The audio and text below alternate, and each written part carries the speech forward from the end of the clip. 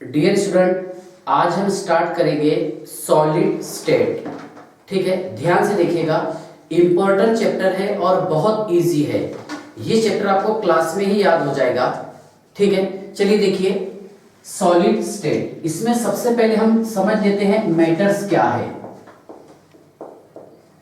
Okay, matters means ऐसा substance जो जगह घेरता है और जिसका वजन हो उसे हम मैटर कहते हैं। बराबर है। Anything that occupy the space and having mass called as matter. ठीक है, ध्यान से देख लो। Any things that occupy the space and having mass, basic बता रहा पहले मैं आपको, called as matter. Okay, anything that occupy the space and having mass called as matter. ठीक है, मतलब देखिए क्या हर वो सब्सटेंस जो जगह घेरती है और जिसका वजन हो, जो वजन रखती है, उसे हम मैटर कहते हैं। ठीक है ना। For example carbon dioxide, okay, air जगह घेरती है भी, इसका भी वजन होगा, कम होगा ज्यादा होगा, वो सेकंड पॉइंट्स। ठीक है ना। उसके बाद में देखिए ब्रिक्स, ईट, बीटा बनतो अपन मराठी। ठीक है ना। ब्रिक्स, स्टोन, पत्थर, दगड़। ठीक है ना। उसके बाद में वाटर, केरोसिन, ईटीसी। ठीक है ना। ध्यान से देखिएगा, क्या इन शॉर्ट हम कैसे बोल सकते हैं, क्या anything about us called as matter. हमारे अराउंड में जितनी भी चीजें हैं ये सारे एग्जाम्पल है मैटर की, और हम भी खुद एग्जाम्पल है मैटर की। बराबर है ना। तो ध्यान से देखिएगा, क्या anything that occupies the space and having mass called as matter. ठीक है, ये भी जगह घेरता है और मास होता है एयर का भी, कार्बन डाइऑक्साइड का भी। Okay, bricks, stone, water, kerosene etcetera. लेकिन हम थोड़ा सा ऑब्जर्व करेंगे तो एयर, कार्बन डाइऑक्साइड का प्रॉपर्टी अलग है, ये गैसीय स्टेट में रहता। ओके, ब्रिक्स, स्टोन, इसका प्रॉपर्टी अलग है। ध्यान से देखिएगा, ये है गैस, ये है सॉलिड। ओके, और ये कौन से स्टेट में है, लिक्विड स्टेट में। कैसा पहचाने आपने सॉलिड कैसे बोले, क्योंकि इसमें कंस्टिट्यूएंट पार्टिकल जो है ये very close to each other होते हैं। बराबर है। मींस सॉलिड का फोर्स ऑफ अट्रैक्शन सबसे ज्यादा होता है, उससे कम लिक्विड का होगा, और गैसियस का फोर्स ऑफ अट्रैक्शन बहुत कम होता है। ठीक है ना। तो चलिए ध्यान से देखिए, carbon dioxide, air, bricks, stone, है ना, वाटर, केरोसिन, जो मैं आपको एग्जांपल लिखा के दिया हूं।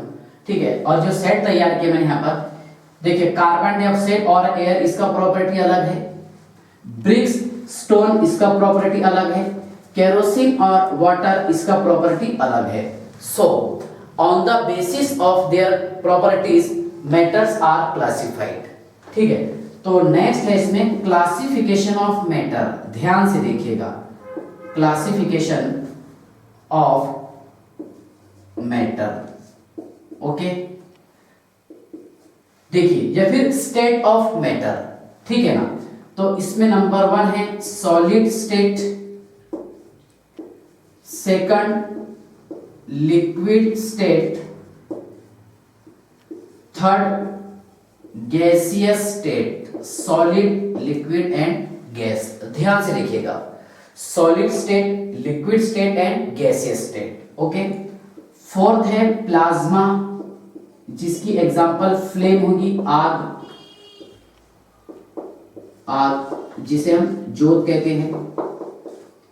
ठीक है, देखिए उसके बाद में है Bose Einstein condensate, Bose Einstein condensate. बस आपको नाम ध्यान रखना है, अपने सिलेबस में नहीं है ये पॉइंट। ठीक है, और 6 नंबर की एग्जांपल लिखा हूं मैंने, फर्मायोनिक कंडेंसेट। ध्यान से देखिएगा, फर्मायोनिक कंडेंसेट। ठीक है, देखिए स्टेट ऑफ मैटर और classification of matter, solid, liquid, gas, plasma, okay, Bose Einstein condensate, and last one is fermionic condensate. But most of the substance are found in only 3 state. लेकिन ज्यादातर जो सब्सटेंस है वो तीन ही स्टेट में found होते हैं। कौन कौन से? सॉलिड, लिक्विड और gas. So our chapter solid state. ठीक है, अब सॉलिड किसको बताएंगे हम? ध्यान से देखिएगा, ऐसा सब्सटेंस जिसमें constituent particle very close to each other हो, या फिर ऐसा सब्सटेंस जिसका फोर्स ऑफ अट्रैक्शन बहुत स्ट्रांग हो, उसे बोलेंगे हम सॉलिड स्टेट या फिर सॉलिड सब्सटेंस। ठीक है, ध्यान से देखिएगा, सॉलिड, ये बेसिक बातें हैं जो मैं आपको बता रहा हूं 10th क्लास की। ठीक है, सॉलिड मीन्स देखिए द या फिर दो substance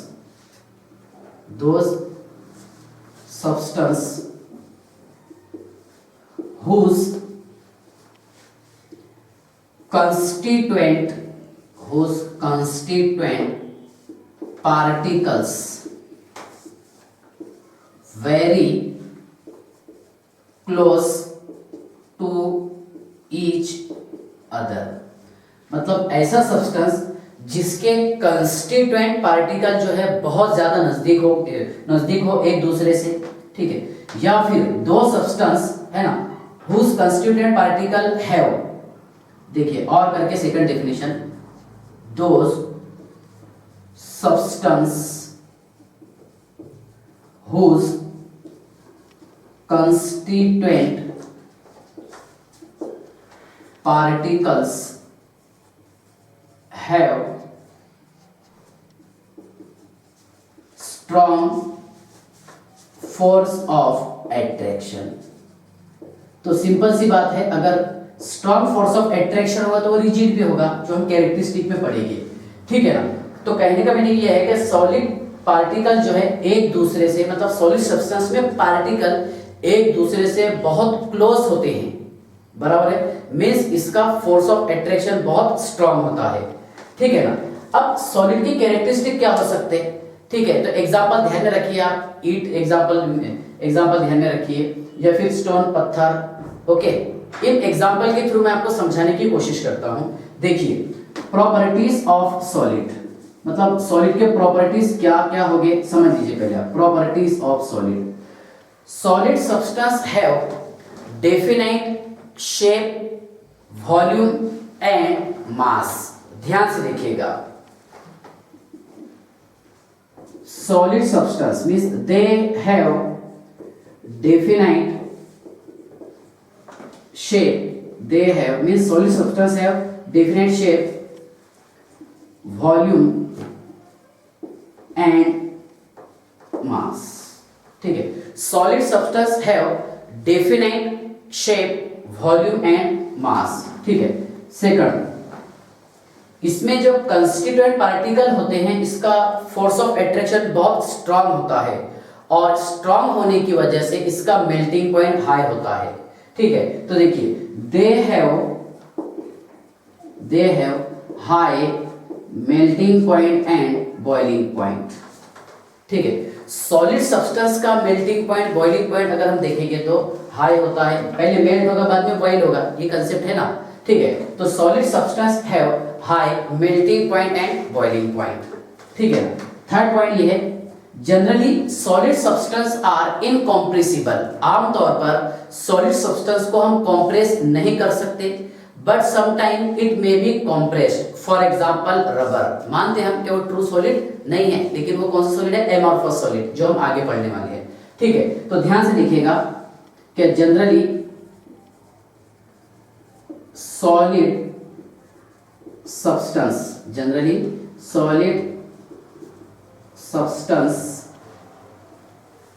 substances are incompressible।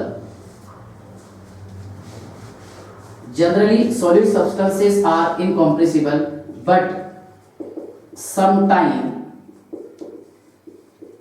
it may be compressed, for example rubber, जो हम आगे डिटेल पढ़ेंगे एमॉर्फस सॉलिड में। ठीक है ना, ध्यान से देखिएगा, फोर्थ पॉइंट ये है कि generally solid substance are rigid in nature, है ना, स्ट्रॉन्ग फोर्स ऑफ अट्रैक्शन की वजह से सॉलिड सब्सटेंस जो है ये रिजिड इन नेचर होते हैं, ठीक है। Generally they are rigid in nature. ये सिंपल पॉइंट्स थे, ठीक है ना। थोड़ा सा मैंने आपको याद करवा दिया, क्या 8, 9, 10 में जो आपने पढ़े थे वो पॉइंट्स थे ये, ठीक है ना। देखिए फर्स्ट पॉइंट ये है कि solid substance have definite shape, volume and mass, है ना। सॉलिड अगर मान लो आप ये है सॉलिड, इसका फिक्स शेप रहेगा, वॉल्यूम फिक्स होगा और मास फिक्स है, ठीक है ना। Second, solid substance have high melting point and boiling point. इसका मेल्टिंग पॉइंट और बॉइलिंग पॉइंट हाई होता है, क्यों? क्योंकि इसमें strong intermolecular force of attraction होगा। थर्ड पॉइंट ये है कि generally solid substance are incompressible. Solid substance ये आमतौर पर इनकॉम्प्रेसिबल होते हैं, but sometime it may be compressed, लेकिन कभी कभार हम इसे कॉम्प्रेस भी कर सकते हैं, जो आपके एग्जाम्पल ध्यान में आया होगा रबर, ठीक है, ये भी सॉलिड है। उसके बाद में generally solid substance are rigid in nature, है ना। आपने देखा होगा सॉलिड सब्सटेंस जो है मोस्ट ऑफ द मतलब क्या रहते, रिजिड रहते, सॉफ्ट नहीं रहते, ठीक है। सॉफ्ट कौन से वाले होंगे, कौन से सॉलिड में आएगा वो बताऊंगा मैं आपको। ओके, तो चलिए इसका स्क्रीनशॉट निकाल लीजिए आप, पेज फर्स्ट निकाल लिख लेंगे।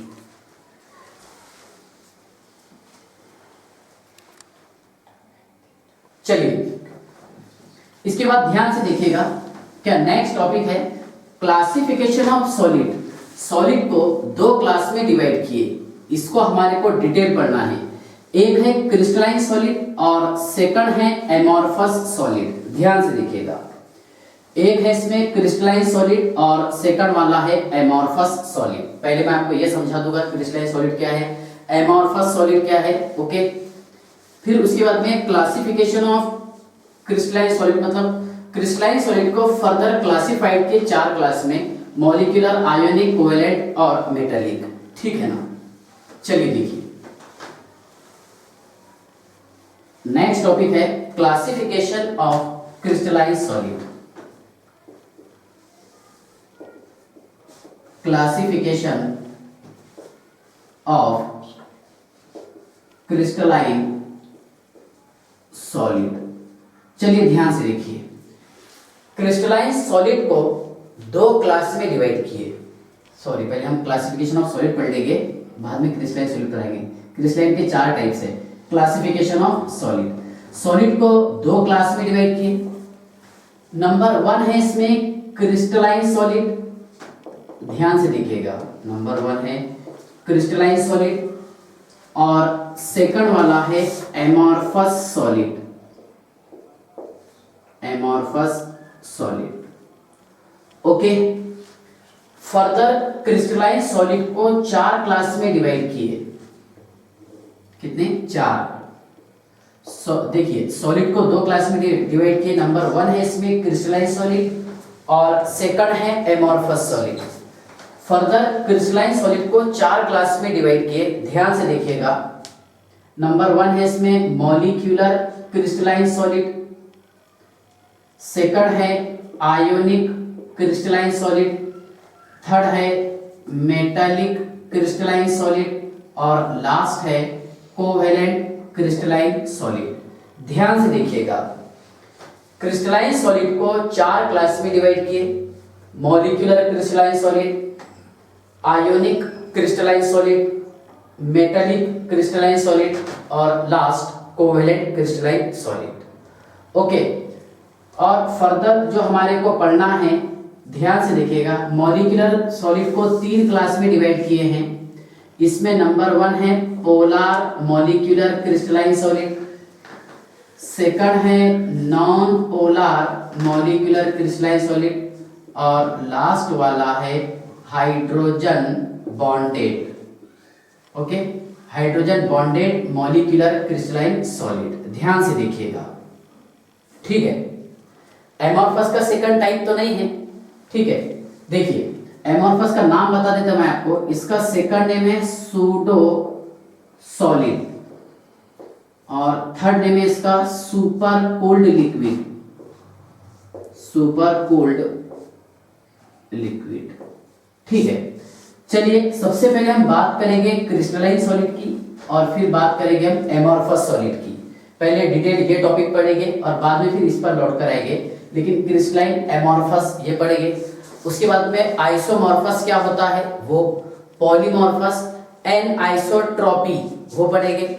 उसके बाद में फिर ग्लास, और ग्लास पढ़ने के बाद में फिर हम रिटर्न आएंगे यहां पर। ठीक है, तो ध्यान से देखिएगा, क्रिस्टलाइन सॉलिड, ओके, और सेकंड है एमॉर्फस सॉलिड, एमॉर्फस सॉलिड। देखिए दो तीन नाम मैं इधर लिखा हूं इसके। सेकंड नाम है इसका सूडो सॉलिड और थर्ड नेम है इसका super cooled liquid. Super cooled liquid क्यों बोलते हैं वो भी ध्यान से सुनना, ठीक है ना। देखिए जैसा यहां लिखे हमने एमॉर्फस, संभव असंभव, आपका मीनिंग जनरली हिंदी भाषा के हिसाब से हम नहीं कर लेते, जैसा संभव असंभव। मॉर्फस एमॉर्फस, मॉर्फस बोले तो शेप, मॉर्फस मींस शेप, ओके, और amorphous means shapeless, amorphous means shapeless, जिसका कोई डेफिनेट ज्योमेट्रिकल शेप नहीं होता। ठीक है, ध्यान से देखिएगा, क्रिस्टलाइन सॉलिड और एमॉर्फस सॉलिड। ठीक है, क्रिस्टलाइन सॉलिड उसको बताएंगे हम। देखिए मैं यहां आपको एक एग्जांपल के थ्रू बताने की कोशिश करता, शुगर, जल्दी आपको समझ में आ जाएगा। सॉल्ट है ना, कॉपर सल्फेट, मेटल, ठीक है ना, मेटल। उसके बाद में allotropes of carbon, that is diamond, okay, etcetera. ये सारे आएंगे क्रिस्टलाइन सॉलिड में। थोड़ा सा ऑब्जर्व कीजिए, ये कंसीडर कर लो आप, क्या शुगर का शेप ऐसा है, बराबर है। और एमॉर्फस, इसकी एग्जांपल जो है, बहुत सारी एग्जांपल है। पहले मैं आपको एक एग्जांपल बताता हूं, टूथपेस्ट, टूथपेस्ट, ओके। उसके बाद में रहेगा टार, डामर, ठीक है ना, प्लास्टिक, ठीक है, रबर,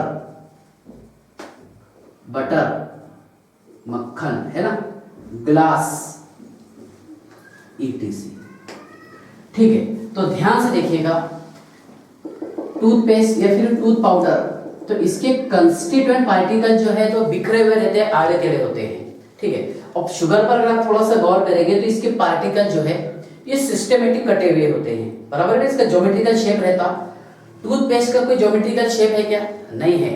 ये भी सॉलिड है और ये भी सॉलिड है, लेकिन ये सॉलिड रहेगा इमेजिनरी, एक ख्याली सॉलिड है ये, और ये रियल सॉलिड है, ट्रू सॉलिड है। ठीक है, तो देखो शुगर एग्जांपल बताया मैंने यहाँ पर, मतलब ऐसे सॉलिड जिसका डेफिनाइट ज्योमेट्रिकल शेप हो और इसके कंस्टिट्यूएंट पार्टिकल्स, जैसा शुगर का फॉर्मूला है C12H22O11, तो इसके कंस्टिट्यूएंट पार्टिकल ये रेगुलरली अरेंज, मतलब अरेंज किए रहेंगे, है ना, बराबर, रेगुलरली अरेंज, बराबर, इसीलिए तो इसका डेफिनेट ज्योमेट्रिकल शेप तैयार हुआ।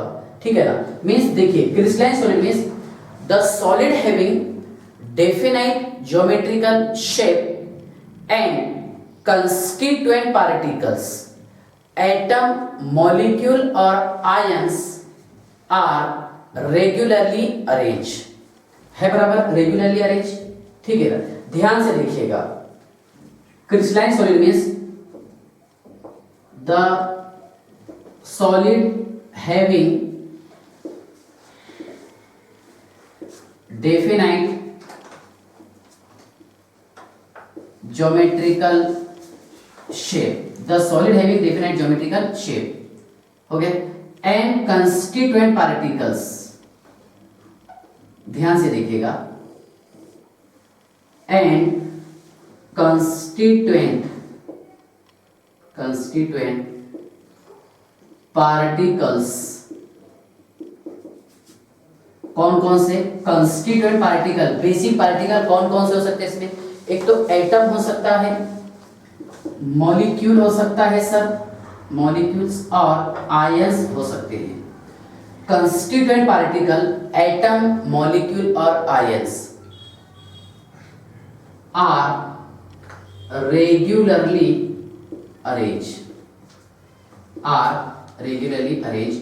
called as crystalline solid। ध्यान से देखिएगा, तो इसमें कंस्टिट्यूएंट पार्टिकल जो है ये रेगुलरली अरेंज है। अब कैसे बोलेंगे आप रेगुलरली अरेंज?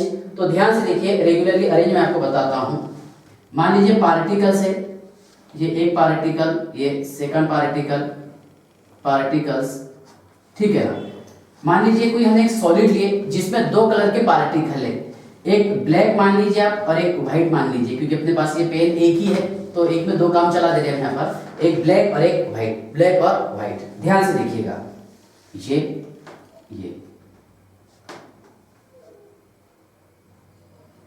ठीक है। अब यहां हम यूज करेंगे, ध्यान से देखिएगा,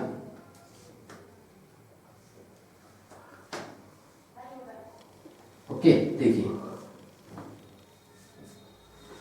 ठीक है। यहां यूज किया सर हमने डॉट और ये सर्कल, यहां पर डॉट, ये सर्कल, डॉट और ये सर्कल, डॉट सर्कल, डॉट और ये सर्कल, ठीक है। देखो ये ब्लैक एंड व्हाइट लिया मैंने यहाँ पर, इसमें जो कंस्टिट्यूएंट पार्टिकल है बराबर सिस्टेमेटिक अरेंज किए हुए हैं, black white black white black white black white, okay. और यहां पर अगर आप ऑब्जर्व करेंगे, देखिए ये आपको समझाने के लिए बता रहा हूं,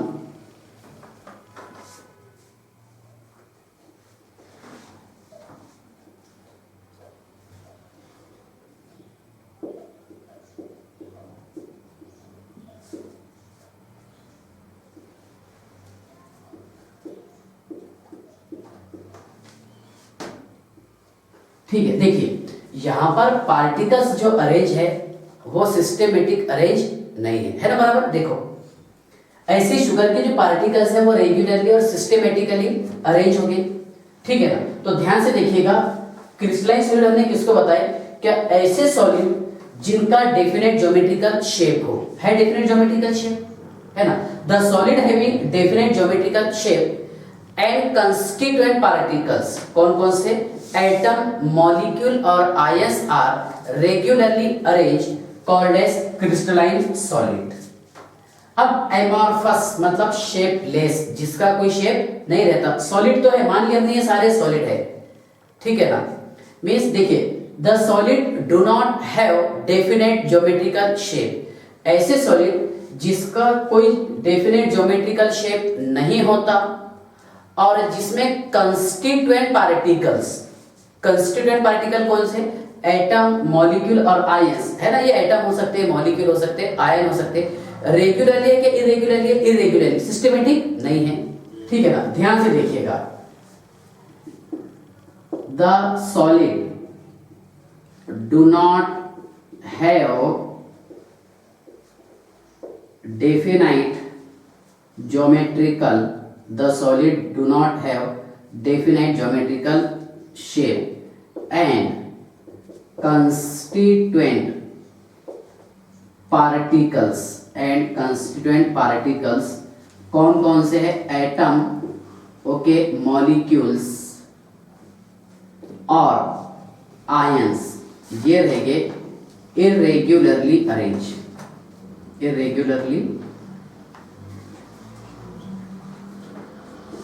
अरेंज, सिंपल है, ध्यान से देखिएगा, कॉल्ड एज एमॉर्फस सॉलिड। ध्यान से देखिएगा, मींस ऐसे सॉलिड जिसका कोई डेफिनेट ज्योमेट्रिकल शेप नहीं होता और जिसमें कंस्टिट्यूएंट पार्टिकल बिखरे हुए रहते हैं, इरेगुलरली अरेंज होते हैं, कॉल्ड एज एमॉर्फस सॉलिड। ये समझ में आ गया आपको? एमॉर्फस सॉलिड क्या है, क्रिस्टलाइन सॉलिड क्या है, ओके।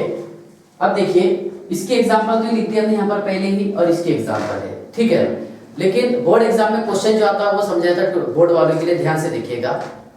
देखो, distinguish between crystalline and amorphous solid, 2 mark के लिए आते रहता सॉलिड स्टेट चैप्टर से, ठीक है। तो देखिए अब डिस्टिंग्विश कैसा करेंगे हम? First point, they have definite geometrical shape, first point, और यहां पर बता देंगे हम they do not have definite geometrical shape, ठीक है ना। सेकंड पॉइंट ये रहेगा इसमें कि कंस्टिट्यूएंट पार्टिकल एटम मॉलिक्यूल और ions are regularly arrange, regular pattern में ये अरेंज किए रहते हैं, ठीक है ना, और एक आएंगे है इरेगुलर पैटर्न में, ठीक है ना। कंस्टिट्यूएंट पार्टिकल एटम मॉलिक्यूल और आयंस आर इरेगुलरली अरेंज, मतलब ये रेगुलर पैटर्न में नहीं रहते। 2 पॉइंट हो गए। तीसरा एग्जांपल, बराबर है ना।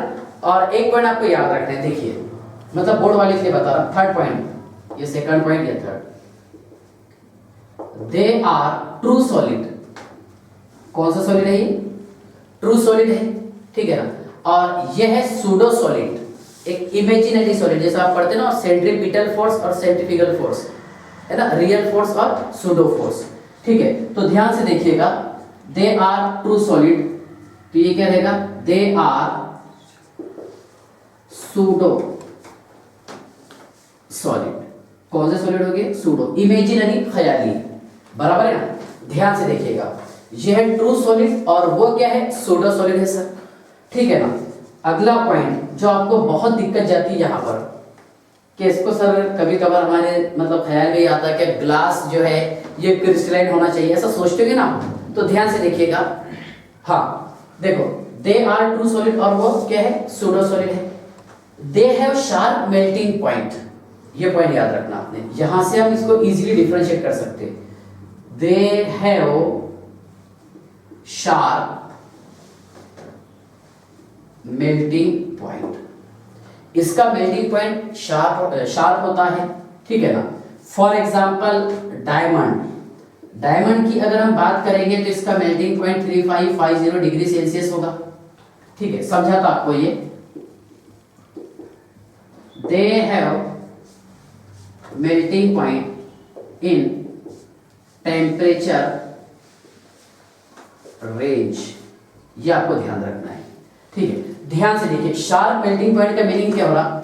मान लीजिए एक एग्जांपल, ये प्योरली एग्जांपल बताया मैंने आपको डायमंड की, डायमंड का मेल्टिंग पॉइंट जो है यह है 3550 डिग्री सेल्सियस, तो शार्पली डायमंड ये 3550 डिग्री सेल्सियस पर ही मेल्ट होगा, बराबर है, इससे कम भी नहीं और इससे ज्यादा भी नहीं, तो ये होगा शार्प, मतलब जितना फिक्स मेल्टिंग पॉइंट है उतने रहेगा इसका, बराबर है। लेकिन यहां पर मेल्टिंग पॉइंट के लिए टेम्परेचर का रेंज रहता, मान लीजिए आपको यहां पर प्लास्टिक को मेल्ट करना है, तो ऐसा होता है क्या सर, ने प्लास्टिक को 200 डिग्री सेल्सियस तक के मेल्ट करे, जिप करके वोलेटाइल होगा, हवा में चलेगा, ऐसा होता है क्या? नहीं, धीरे धीरे मेल्ट होता ना, मतलब पहले लो टेम्परेचर पर धीरे धीरे धीरे मेल्ट स्टार्ट होना शुरू होगा, ठीक है ना। तो डायरेक्टली नहीं होता ये, मतलब ये जो है इसका मेल्टिंग पॉइंट एक फिक्स है क्या? कोई बता सकता है ऐसा? नहीं बता सकते, ठीक है ना। Means they have melting point in temperature range, है ना। मान लो अगर किसी सब्सटेंस का मेल्टिंग पॉइंट 200 से 300 डिग्री सेल्सियस है, तो ये टेम्परेचर का रेंज बता दिया था यहाँ पर कि कम से कम 200 डिग्री सेल्सियस रहेगा और मैक्सिमम कितना रहेगा? 300 डिग्री सेल्सियस, बराबर है ना। लेकिन आप ऐसा बोल सकते हैं क्या सर, डायमंड का मेल्टिंग पॉइंट जो है यहाँ पर आप जो बता रहे 3550, ऐसा नहीं है, 3540 से लेकर के 3560 तक के, ऐसा होता है क्या? नहीं, जितना बताए उतने रहेगा, बस ये खास फर्क है दोनों में। देख लो, आप ऑब्जर्व करो इस पे, क्रिस्टलाइन को और एमॉर्फस को, कितना रहता है वो नहीं है, शार्पली है। देखिए ये शुगर का मेल्टिंग पॉइंट फिक्स रहेगा, सॉल्ट का, कॉपर का, मेटल का, डायमंड का, मतलब जितने भी हम क्रिस्टलाइन सॉलिड पढ़ रहे इन सभी का मेल्टिंग पॉइंट फिक्स होता है, और इसका मेल्टिंग पॉइंट जो है ये रेंज में होता है, कम से कम इतना और मैक्सिमम इतना। समझ में आ रहा है क्या? ठीक है ना। और इसके बाद में देखिए, they are anisotropic, they are anisotropic, और आपको अभी समझाना बाकी है एन आइसोट्रॉपिक क्या होता, ठीक है। देखिए, और ये रहेगा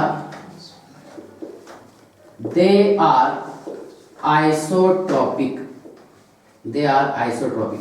आइसोट्रॉपिक मींस ऐसा कंपाउंड जो सेम फिजिकल प्रॉपर्टी शो करता है in all direction, shows same physical properties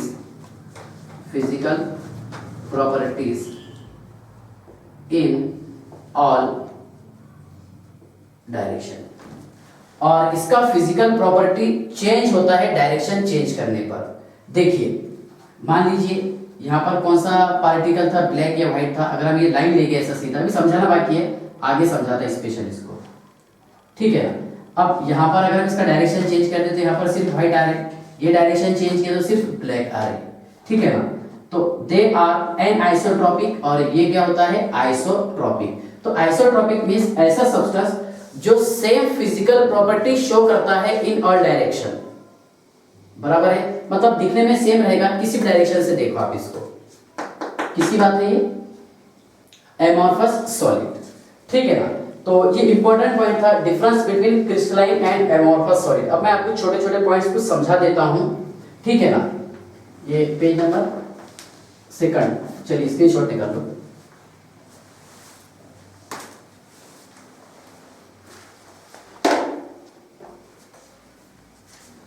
हाँ चलिए ध्यान से देखिए,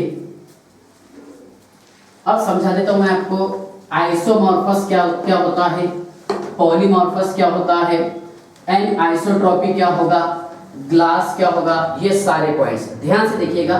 छोटी छोटी डेफिनेशन भी हम कवर करते चलते हैं। देखिए सबसे पहले आप इसमें हेडिंग डालिए आइसोमॉर्फस, क्या डालेंगे हेडिंग, आइसोमॉर्फस। देखिए अच्छा, आइसोमॉर्फस डालने से पहले एमॉर्फस सॉलिड को हम सुपर कूल्ड लिक्विड क्यों बोलते हैं, ध्यान से देखिए। पहले मैं आपको सुपर कूल्ड लिक्विड का कंसेप्ट क्लियर करवा देता। देखिए ये है आइसोमॉर्फस, ओके। एक समझेंगे हम पॉलीमॉर्फस, ठीक है। सुपर कूल्ड लिक्विड, ध्यान से देखिए, सुपर कूल्ड लिक्विड क्यों बोलते हैं इसे, देखो एमॉर्फस सॉलिड को हम सूडो सॉलिड बोलते हैं, इमेजिनरी सॉलिड है। और सुपर कूल्ड लिक्विड क्यों बोलते हैं, ध्यान से देखिए। मान लीजिए हमने कोई एक ग्लास लिए, ठीक है, एक कंटेनर लिए और ये ग्लास का बना हुआ है, किसका बना हुआ है, ग्लास का, ठीक है ना। और मान लीजिए हमारे पास में बहुत ड्यूरेशन तक के रह गया, 6 साल तक के हमारे पास में था ग्लास ये। अगर आप थोड़ा सा इस पर ऑब्जर्व करेंगे, देखो ध्यान से आप, इसकी जो थिकनेस है, मान लीजिए ये थिकनेस थी ग्लास की, ओके। लेकिन समय गुजरने के साथ साथ इसकी जो थिकनेस है वो धीरे धीरे धीरे धीरे, बोलो, कम हो जाती और ये नीचे आकर के पूरा बेंड हो जाता। तो देखिए अपने जो चाय पीने के ग्लास जो होटलों पे रहते हैं, नीचे पूरा बेंड हो जाता और ऊपर से पतला होता। मतलब इसका मीनिंग क्या हो रहा, क्या ये जो ग्लास है वो धीरे धीरे नीचे की लेयर पर आता और ऊपर से ये पतला हो जाता, इसलिए उसको सुपर कूल्ड लिक्विड बताते हैं। क्या बोलते हैं उसको, सुपर कूल्ड लिक्विड, ठीक है ना। अब अपने मेन टॉपिक पर आ जाओ, आइसोमॉर्फस, पॉलीमॉर्फस और एन आइसोट्रॉपी। चलिए ध्यान से देखिए, आइसोमॉर्फस किसको बोलेंगे, आइसो का मीनिंग होता है sir same, iso means same, और मॉर्फस मींस शेप, मॉर्फस मींस शेप, मतलब सेम शेप वाले, ओके। ध्यान से देखिए, मैं इसकी एग्जांपल लिखता हूं। देखिए NaF एंड MgO एक एग्जांपल, सेकंड एग्जांपल है K2SO4 एंड K2SeO4, ठीक है। उसके बाद में है CaCO3 and NaNO3, Fe2O3 and Cr2O3। तो यहाँ पर बच्चे क्या करते मैं आपको बताता, ये लॉजिक इस्तेमाल करते कि सर यहाँ पर केटायन एनायन का रेशियो 1:1 है, एक केटायन एक एनायन, एक केटायन एक एनायन, बराबर है। यहाँ पर रेशियो कितना आ रहा, 2:1 बोलो 4 है ना। 2 पोटाशियम इसमें, एक सल्फर 4 ऑक्सीजन, 2 पोटाशियम एक सेलेनियम 4 ऑक्सीजन। यहां पर ध्यान से देखिएगा 1:1:3, 1:1:3, ओके। यहां हमने लिखे हैं 2:3, ध्यान से देखिएगा। तो डायरेक्ट आप रेशियो से नहीं बोल सकते, वो मैं आपको कंसेप्ट क्लियर करवा के देता, ठीक है। इसमें एक्सेप्शन है जो आपको मैं याद करा दूंगा। देखिए ये 2 सॉलिड है और इनका क्रिस्टल स्ट्रक्चर सेम है, मतलब NaF का और MgO का क्रिस्टल स्ट्रक्चर सेम है। K2SeO4 and K2SO4 potassium sulphate और पोटेशियम सेलेनेट, ठीक है ना, ये दोनों के स्ट्रक्चर सेम है। CaCO3 और NaNO3 इसका क्रिस्टल स्ट्रक्चर सेम है। Fe2O3 और Cr2O3 इसका भी क्रिस्टल स्ट्रक्चर सेम है।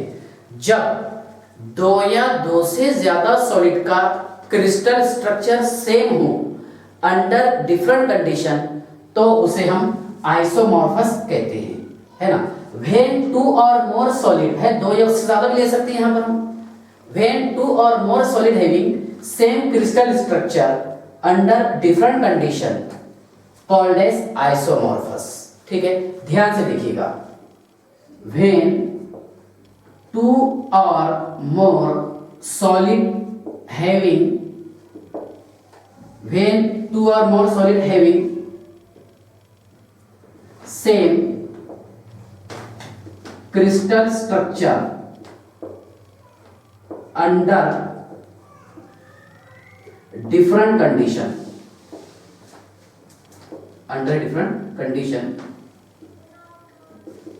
called as isomorphous. क्या बताइए इसे हम? आइसोमॉर्फस। तो अगर आपके ध्यान में ये पॉइंट्स आ रहा होगा क्या सर यहाँ पर रेशो सेम दिख रहा, तो क्या ये आइसोमॉर्फस का एग्जांपल है? ध्यान से देखिए, ऐसा नहीं है, फिक्स नहीं रहता। देखिए NaCl and KCl are not an example of isomorphous. NaCl और KCl ये आइसोमॉर्फस का एग्जाम्पल नहीं है। ध्यान से देखिएगा, भले हम मान लेते हैं कि NaCl एंड KCl का रेशियो है सर 1:1, ठीक है ना, इनका प्रॉपर्टी आइडेंटिकल है लेकिन क्रिस्टल स्ट्रक्चर अलग अलग है। देखो, दे हैव आइडेंटिकल प्रॉपर्टी, इसका आइडेंटिकल प्रॉपर्टी है, प्रॉपर्टी सेम है, ठीक है, बट डिफरेंट क्रिस्टल स्ट्रक्चर, मतलब ये एक्सपेरिमेंटली ऐसा देखा गया, डिफरेंट क्रिस्टल स्ट्रक्चर, इसका क्रिस्टल स्ट्रक्चर अलग होगा, ठीक है ना। इसलिए मैंने आपको बताया कि NaCl and KCl are not an example of isomorphous. NaCl और KCl ये आइसोमॉर्फस का एग्जांपल नहीं है। ओके, तो यहां से आपको ये समझ में आया कि सर यहां हम रेशियो से डायरेक्ट इसको मतलब आइडेंटिफाई नहीं कर सकते। ओके, इसके बाद ध्यान से देखिए, आइसोमॉर्फस हो गया। अब समझाता हूं मैं आपको एन आइसोट्रॉपी। ध्यान से देखिएगा, एन आइसोट्रॉपी, ठीक है। एन आइसोट्रॉपी ये किसका प्रॉपर्टी है? क्रिस्टलाइन सॉलिड का है क्या एमॉर्फस सॉलिड का है? क्रिस्टलाइन सॉलिड का है। और एमॉर्फस सॉलिड का क्या है? आइसोट्रॉपी। ध्यान से देखिएगा, हाँ देखिए यहां पर मैंने एक स्ट्रक्चर ड्रॉ किया हूं, समझ लीजिए पहले आप, ध्यान से देखिएगा। ये पार्टिकल्स 1 2 3 4 5 और ये 6, ये पार्टिकल्स बता रहा मैं आपको, ध्यान से देखिएगा। 1 2 3, देखिए हम समझते हैं एन आइसोट्रॉपी क्या है। यहां पर मैंने पार्टिकल्स बताया, रेगुलर पैटर्न में इसका अरेंजमेंट है, ठीक है। ध्यान से देखिएगा, इसका अरेंजमेंट है रेगुलर पैटर्न में। पहले हमने इसको ऐसा मेजर किए, ध्यान से देखिएगा, ए और ये बी। फिर सर हमने इसे ऐसा मेजर किए, ठीक है, सी और डी। बाद में हमने इसे सर ऐसा मेजर किए, देखिए ई और ये एफ, ठीक है ना। तो जब यहां पर हम इसको अलग अलग डायरेक्शन से मेजर करेंगे तो इसका फिजिकल प्रॉपर्टी चेंज हो रहा। कैसा चेंज हो रहा, मैं आपको पहले पार्टिकल से बता देता। डायरेक्शन चेंज करने की वजह से क्या हुआ, क्या यहां पर देखिए इस डायरेक्शन में सिर्फ और सिर्फ ये ब्लैक वाली जो है, इसको मतलब ये डॉट को आप ब्लैक मान लीजिए समझने के हिसाब से, और इसको मान लेंगे हम व्हाइट। जब हमने यहाँ पर डायरेक्शन चेंज किए ई और एफ में, ऑब्जर्व कीजिए आप, तो सिर्फ व्हाइट पार्टिकल्स आ गए, ठीक है। अगर हम और डायरेक्शन चेंज करेंगे, इस तरह ले लेंगे, ध्यान से देखिएगा, ई एफ जी और एच, जी एच डायरेक्शन में सिर्फ ब्लैक पार्टिकल आ गए, ठीक है ना। तो ये कब होगा, ध्यान से देखिए, anisotropy means the ability of crystalline solid to change the value of physical properties but when measured in different direction. ये आपको समझाना है, पहले ध्यान से देखिएगा। The ability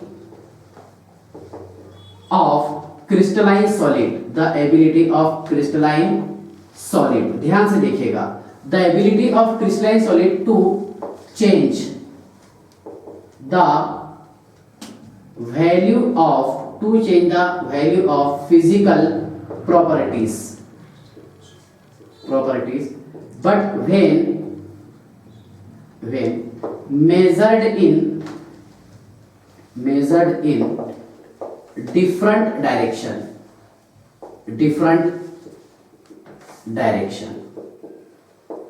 called as anisotropy। ध्यान से देखिए, पहले मैं आपको यहां से एग्जांपल बताता हूं। आप मान लो पहले ये है क्रिस्टलाइन सॉलिड, क्योंकि इसमें पार्टिकल्स जो है ये रेगुलरली अरेंज किए हुए हैं, ओके है ना। अब यहाँ पर देखिए इसकी फिजिकल प्रॉपर्टी कब चेंज हो रही। पहले अगर हम इसको वर्टिकली लेंगे तो फिजिकल प्रॉपर्टी में कोई ज्यादा चेंजेस नहीं आया था, ब्लैक व्हाइट पार्टिकल्स आ रहे थे सर, ओके। लेकिन जब यहाँ पर हमने डायरेक्शन चेंज किए, ये देखिए आप E to F देखिए, तो इसमें सिर्फ व्हाइट पार्टिकल आ गए और G से H कौन से पार्टिकल आ गए इसमें, ब्लैक पार्टिकल्स, ठीक है। तो ये चेंज कब हो रहा है, फिजिकल प्रॉपर्टी मतलब दिखने में कैसा है, इसका लेंथ है ना, लेंथ क्या में आएगा फिजिकल प्रॉपर्टी, ठीक है। या फिर इसका कलर वगैरह कब चेंज हो रहा, जब इसे हम डिफरेंट डायरेक्शन में मेजर कर रहे हैं।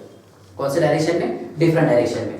मान लीजिए एक बोर्ड है हमारा ये व्हाइट बोर्ड, अब यहाँ पर मैंने क्या रेड और ब्लैक पार्टिकल्स लगा लिया इसमें पूरे, ऐसी मतलब इसको सिस्टमेटिकली हमने अरेंज कर दिए। अब हमने क्या किए, क्या कभी ऐसा मेजर किए मतलब हॉरिजॉन्टली, तो कभी वर्टिकली मेजर किए, कभी ऐसा लिए इसमें डायगोनली, ओके। तो डायगोनली लेने पर क्या हुआ इसमें, क्या इसमें एक ही टाइप के पार्टिकल आपको दिखाई दिए, एक तो ब्लैक वाले आएंगे इसमें या फिर रेड वाले, ठीक है ना। तो इसका फिजिकल प्रॉपर्टी कब चेंज हो रहा, जब हम इसे सर डिफरेंट डायरेक्शन में मेजर करेंगे। कब चेंज होगा, जब इसे हम डिफरेंट डायरेक्शन में मेजर करेंगे, ठीक है। चलिए ध्यान से देखिए, और एक एग्जांपल बताता हूं मैं आपको। मान लीजिए ये समझाने के लिए बता रहा आपको, ये है क्रिस्टलाइन सॉलिड, ठीक है ना। अब यहाँ हमने पार्टिकल्स लगा लिए, पहले से हम सेम डायरेक्शन में मेजर कर रहे हैं, तो पार्टिकल में कोई चेंजेस नहीं आ रहा, मतलब ब्लैक व्हाइट पार्टिकल्स थे, मान लीजिए इसमें पूरे इसमें मेजर हुए। लेकिन हमने क्या किया, डायरेक्शन चेंज कर दी, यहाँ से ऐसा।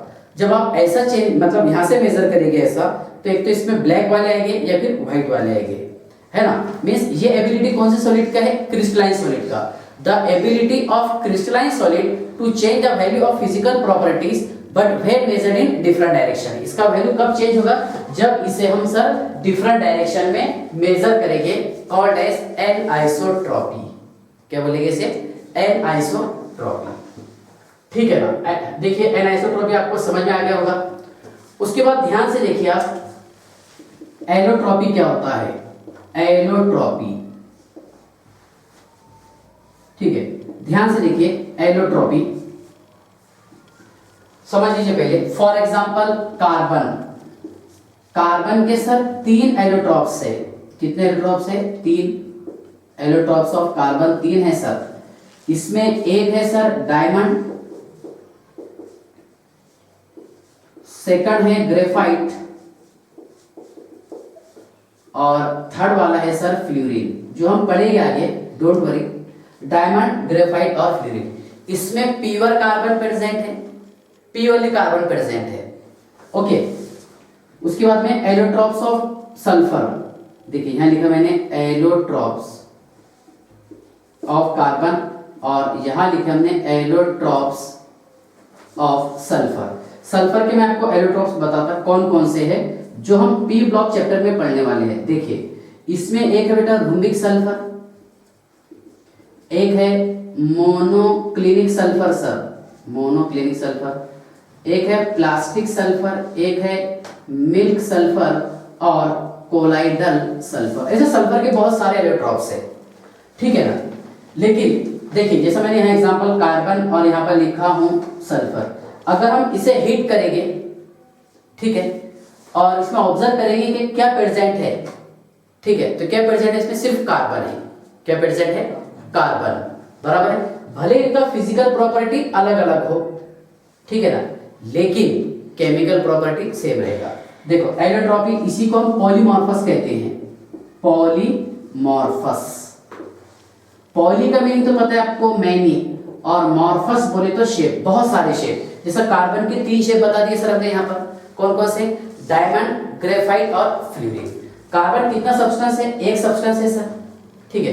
कितने रूप बताए इसने? 3 अलग अलग कंडीशन में, बराबर है। देखो अ single substance that crystallizes, a single substance that crystallizes into 2 or more forms under different condition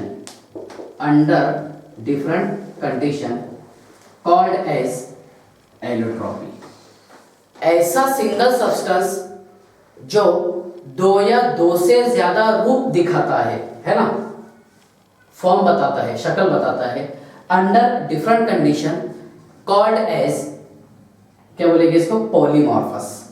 और पॉलीमॉर्फस को ही बोलते हैं allotropy.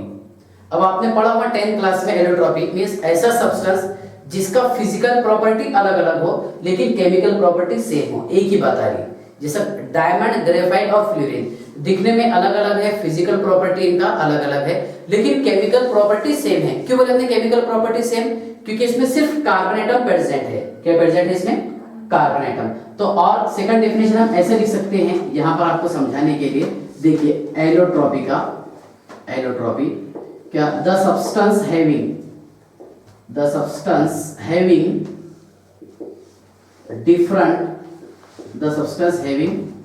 Different physical properties but same chemical properties are called as allotropy। बराबर है, मतलब दिखने में अलग अलग होगा लेकिन केमिकल प्रॉपर्टी सेम होगा।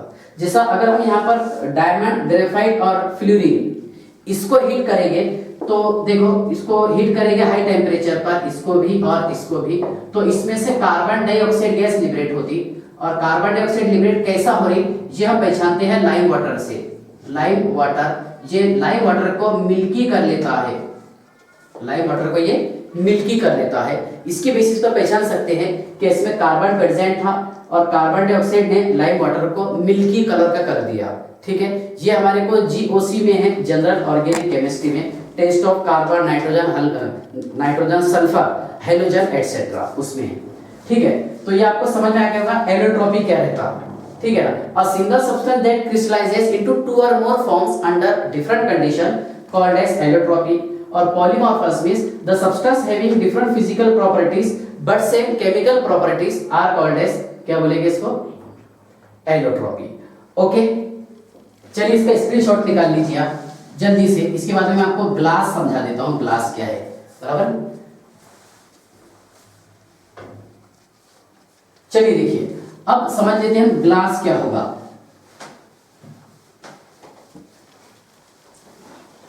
ध्यान से देखिएगा, और ग्लास के बाद में फिर समझेंगे हम classification of crystalline solid. Crystalline solid को कितने क्लास में डिवाइड किए हैं, ओके। तो पहले मैं आपको ग्लास समझा देता हूं, और ये रटने वाला टॉपिक है, आपको मेहनत करना पड़ेगा इसके लिए, तब जाकर के इसके कंपोनेंट्स आपको याद हो जाएंगे, जो हमारे सिलेबस में कभी कभार इस पर क्वेश्चन पूछते थे एग्जाम में, ठीक है। देखिए, glass is an optically transparent material.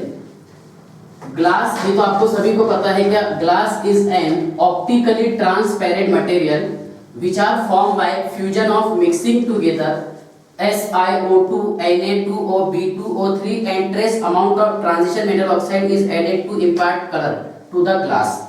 ठीक है, ध्यान से देखिए, ग्लास पहले मैं आपको समझा देता हूं। देखिए ग्लास, पहले हम इस पर डिस्कस कर लेंगे, okay.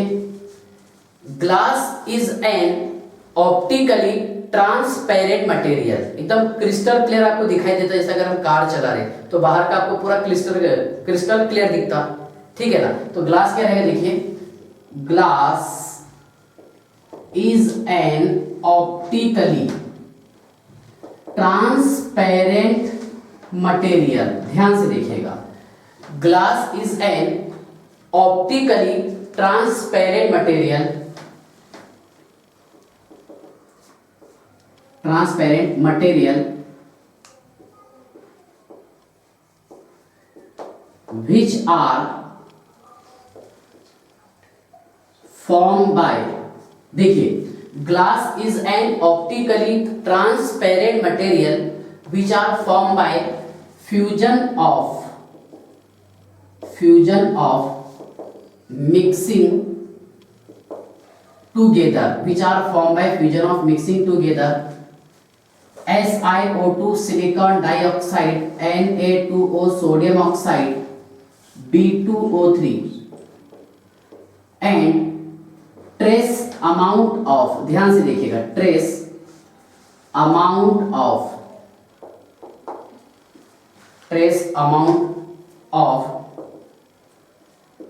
transition metal oxide is added to impart color to the glass। ध्यान से देखिएगा क्या है ये समझ लीजिए। Glass is an optically transparent material, कौन सा मटेरियल है, optically transparent material, okay, which are formed by fusion of mixing together। अब देखिए क्या पिघला करके ये तैयार होता है, which are formed by fusion of mixing together SiO2 silicon dioxide, जिसे हम सिलिका कहते हैं, Na2O sodium oxide, B2O3 boron oxide, जिसको हम बोरिक ऑक्साइड कहते हैं, and trace amount of transition metal oxide. अब ट्रांजिशन मेटल बोले तो 3D 4D 5D, जैसा ट्रांजिशन मेटल ऑक्साइड के एग्जांपल अगर मैं आपके सामने बोला CuO COO, ओके, इस तरह Fe2O3 Cr2O3 etc, ओके। चलिए ध्यान से देखिए, and trace amount of transition metal oxide is added to impart colour to the glass, ठीक है। मतलब कलर वाले ग्लास तैयार करने के लिए इसमें हम ट्रांजिशन मेटल ऑक्साइड का इस्तेमाल करते हैं। किसका, ट्रांजिशन मेटल ऑक्साइड का, ठीक है। ध्यान से देखिएगा, आपको ये रटना नहीं है, ग्लास आपको सभी को पता है ऑप्टिकली ट्रांसपेरेंट रहता, क्या रहता, ऑप्टिकली ट्रांसपेरेंट, जिससे आपको बाहर का पूरा क्रिस्टल क्लियर दिखाई दे। जैसे हमारे पे वॉच है तो एकदम पूरा क्रिस्टल क्लियर दिखता, कितना टाइम हो रहा है, क्या हो रहा है, सही है ना। तो ये क्या है, ग्लास है। तो glass is an optically transparent material which are formed by fusion of mixing together। ध्यान से देखिएगा, which are formed by fusion of mixing together। अब क्या क्या मिला करके तैयार होता, क्या क्या मिलाएंगे इसमें, SiO2 पिघलाएंगे, इसको मेल्ट करेंगे, सोडियम ऑक्साइड, ठीक है, उसके बाद में B2O3 and trace amount of transition metal oxide, ये आपके सामने, is added to impart colour to the glass, ठीक है। अब इसके बाद का पॉइंट्स ध्यान से देखिएगा। There are 800 types of glass are manufactured in industries. Industry में कितने टाइप से ग्लास तैयार कर सकते हैं, 800। ध्यान से देखिए, there are 800 types of glass manufactured in industries. ध्यान से देखिएगा, इंडस्ट्री में 800 टाइप के ग्लास तैयार कर सकते हैं, लेकिन आपको 800 टाइप रटना नहीं है, जो अपने सिलेबस में है उसी को हमारे को अच्छे से पढ़ना है। ध्यान से देखिएगा, इसमें एग्जांपल है, देखिए क्वार्ट्ज ग्लास। अब आपके ध्यान में आ रहा है कि हमने क्वार्ट्ज कहाँ पढ़े, तो देखो हमारे घर में जो घड़ी लगी हुई रहती उसके ऊपर क्वार्ट्ज लिखा रहता, उसके ऊपर का जो कांच है वो क्वार्ट्ज है, क्या है, क्वार्ट्ज, ठीक है। और क्वार्ट्ज जो है ये कांच है जो तैयार होता है 100% SiO2 से। ये फॉर्मूला है रेती का, सैंड का।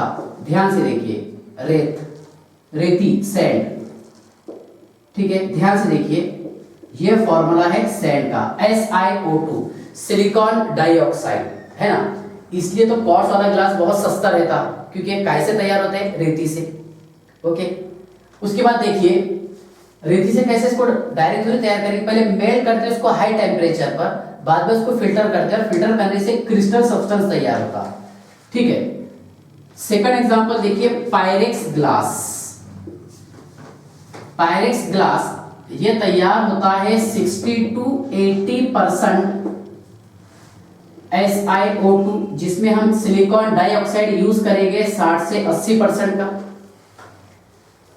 10 to 25% B2O3 and remaining amount of Al2O3। ध्यान से देखिएगा, पायरेक्स ग्लास जो तैयार होता है, ये मतलब थोड़ा डिफिकल्ट जाता है आपको याद करने के लिए, थोड़ा मेहनत करना पड़ेगा इसके लिए, याद कर लेना इसको। पायरेक्स ग्लास ये तैयार होगा 60 to 80% SiO2, 10 to 25% B2O3 and remaining amount of Al2O3,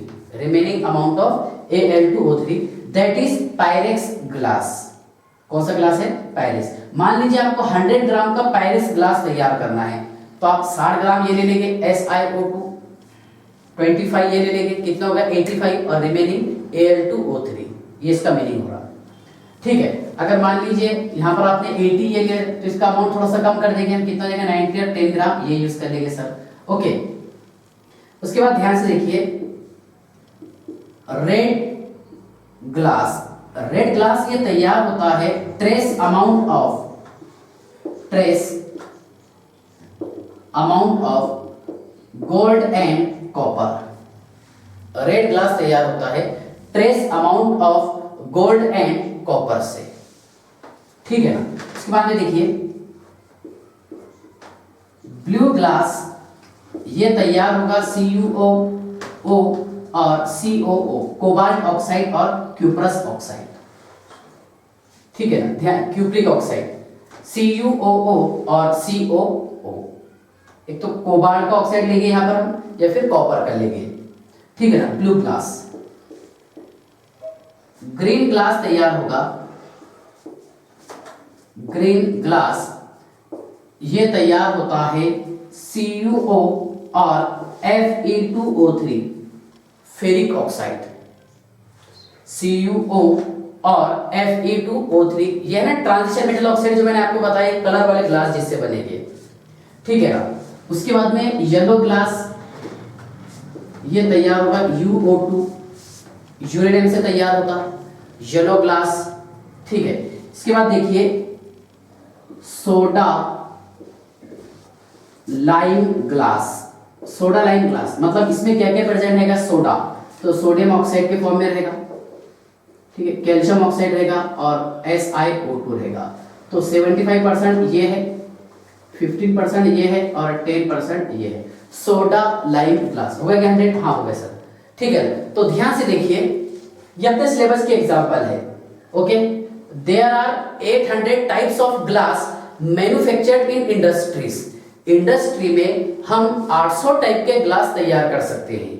ठीक है ना, जिसमें हमारे सिलेबस में जो इंपॉर्टेंट एग्जांपल है क्वार्ट्ज ग्लास, ये तैयार होता है 100% SiO2 से, ये तैयार होगा 100% SiO2।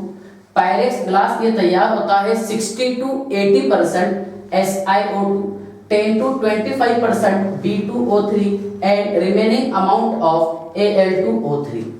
ओके, रेड ग्लास ये तैयार होता है trace amount of gold and copper, trace amount of gold and copper इससे तैयार होगा।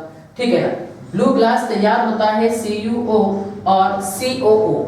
ठीक है, ग्रीन ग्लास ये तैयार होता है CuO और Fe2O3, Fe2O3 याद कर लेना। येलो ग्लास तैयार होता है UO2, uranium dioxide. Okay, soda lime glass ये तैयार होगा, सोडा मींस सोडियम, लाइम बोले तो चूना CaO, है ना, और ग्लास। ठीक है, तो Na2O, CaO और SiO2 इसका मिक्सचर रहता है, वो भी कंपोजिशन के साथ बताया मैंने आपको। ये रहेगा 15%, ये रहेगा 10% और ये रहेगा 75%। ठीक है ना।